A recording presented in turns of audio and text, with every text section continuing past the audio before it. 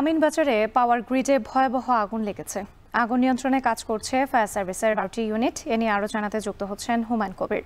হুমায়ুন, আগুন কখন লেগেছে আর আগুন লাগার কারণ জানতে পেরেছেন কিনা?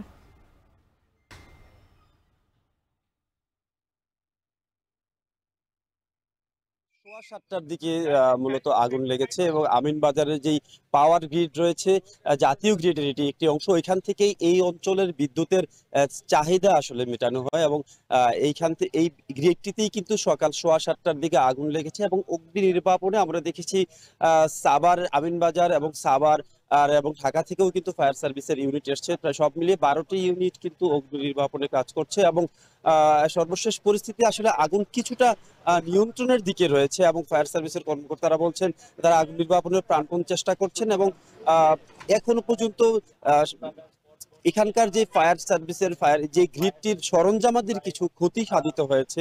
বেশ কয়েকটি ট্রান্সফরমার নষ্ট হয়ে গেছে এবং মোটামুটি একটা ঝুঁকির মধ্যে কিন্তু এই মুহূর্তে রয়েছে ফায়ার গ্রিডে। এই আগুনের অগ্নিকাণ্ডের ফলে কিন্তু সাভার, আমিনবাজার, আশুলিয়া, ধামরাই এই অঞ্চলের টোটাল গ্রিডের যে সাপ্লাই সেটি কিন্তু বন্ধ রয়েছে এবং কবে কখন নাগাদ সেটি সচল হবে সেটিও কিন্তু বলা যাচ্ছে না এবং ক্ষয়ক্ষতির যে একটি পরিমাণ সেটিও কিন্তু আমরা ফায়ার সার্ভিসের কর্মকর্তাদের সাথে কথা বলার চেষ্টা করেছি। তারা আসলে সেভাবে আমাদেরকে কিছুই বলতে পারেননি এখনো পর্যন্ত।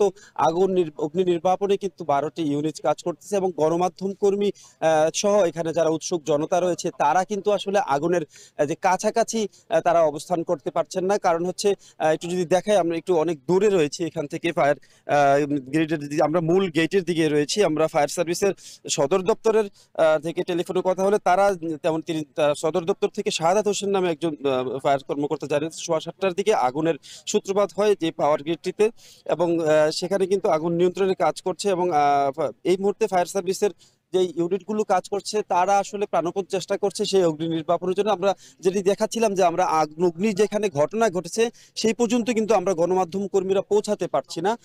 দূর থেকেই কিন্তু আমাদের এখানে গণমাধ্যম কর্মী এবং উৎসুক জনতা যারা রয়েছে তারা কিন্তু সেই আগুন লাগার যে দৃশ্যটি সেটি দেখার চেষ্টা করছেন, যদিও এখান থেকে ওইভাবে দেখা যাচ্ছে না যে আসলে আগুনের ভয়াবহতা কতটুকু সেটিও কিন্তু বোঝা যাচ্ছে না। ফায়ার সার্ভিস এর মুখপাত্র যারা রয়েছেন তাদের কাছ থেকে যতটুকু তথ্য পাওয়া যাচ্ছে সেই আলোকে মূলত আমরা এখান থেকে তথ্য দেওয়ার চেষ্টা করছি।